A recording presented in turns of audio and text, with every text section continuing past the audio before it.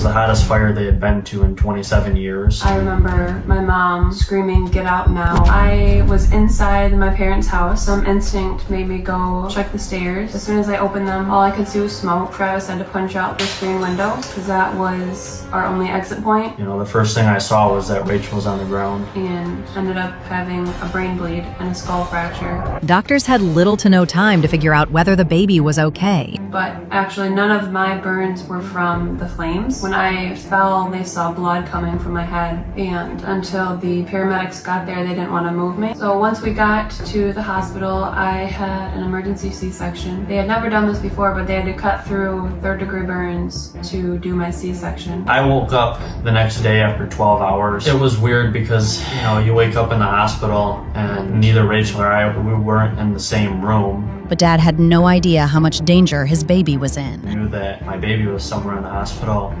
It was kind of weird. It kind of felt like a dream just because they had me all drugged up. And I do remember I peeked on the table when they were cleaning all my burns. I had tubes in my throat. We were both on ventilators. The majority of my burns were on my face, on my hands, and then from my knees down to my feet. They started walking through what the recovery process was going to be. The surgeries that I would have to encounter. We didn't get to see her immediately, obviously, because we were in critical condition. The baby made it safely, but her condition was still critical.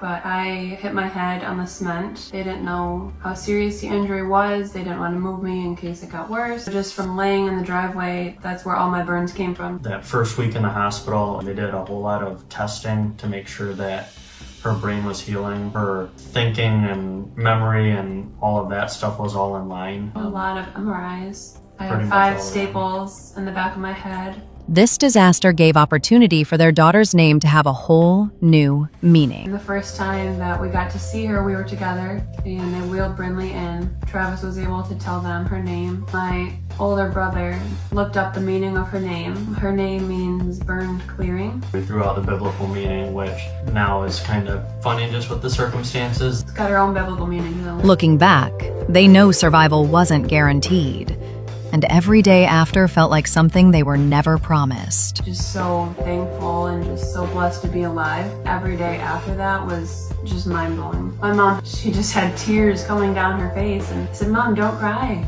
It's okay. We're here. We're alive." Just seeing how people stepped up, people from across the world praying for us, family, our friends, the community around us stepping up, and whether it was financial gifts or, as I mentioned, prayers, we just can't stop saying thank you, and we can't stop seeing how much God has blessed us through this whole thing.